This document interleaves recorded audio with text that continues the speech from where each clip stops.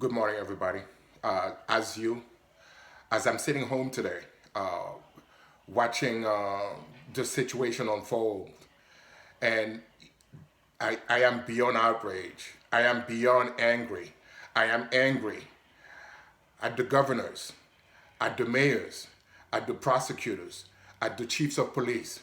I am angry that you have allowed us to come to this point.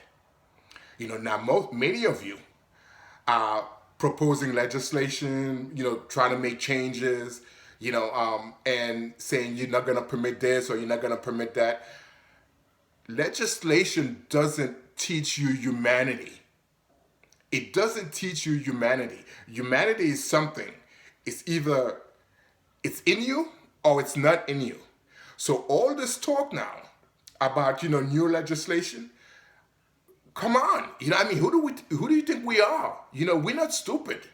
It's not as if you haven't been seeing those videos that pops up daily of the injustices being perpetrated in society and by the police forces nationwide. Collectively, you guys have let us down. Today, from my state, you have the chief of the police unions saying, "Oh, don't paint us all with the same brush because we are not Minneapolis." The NYPD, the largest police force in this country, is the number one abuser, instigator, harasser, killer, and murderer of unarmed citizens. And to the mayor who's taken no action, to the prosecutor who says, "Oh, we will have an internal review and then send it to the grand jury to see if we have sufficient charges or if we have sufficient evidence to press charges."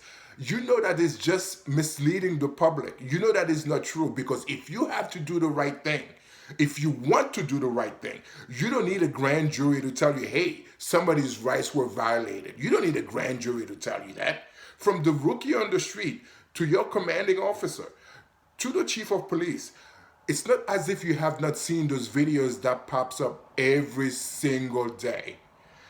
Integrity within law enforcement currently is non-existent.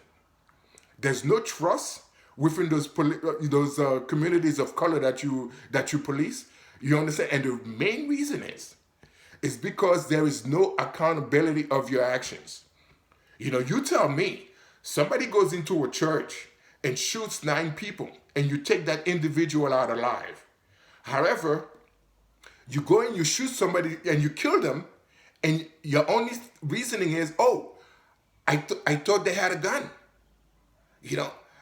This needs to stop. This needs to stop.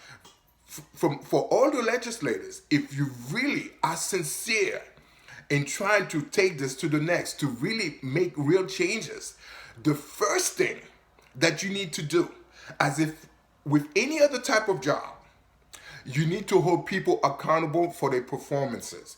Period. Period. My dad raised us, my family raised us on the ORAC system. ORAC, ORAC. It stands for opportunity, responsibility, accountability, and consequence. They all go together. Given the opportunity, you have the responsibility to that. And the only way to know whether you've been responsible is to know that you are being held accountable. And accountability means nothing unless there are consequences. So all of you who are proposing legislation and all that kind of stuff, that means nothing. Nothing. Unless you're willing to take the step to make sure that people are held accountable for their actions and there are consequences to their actions. Anything other than that means nothing. It's just, perpetuating the cycle, and it's going to take us from here to there, nowhere fast. Nowhere fast. And you know that. So stop misleading the public. Either you are willing to boldly take actions, or you need to stop. Period.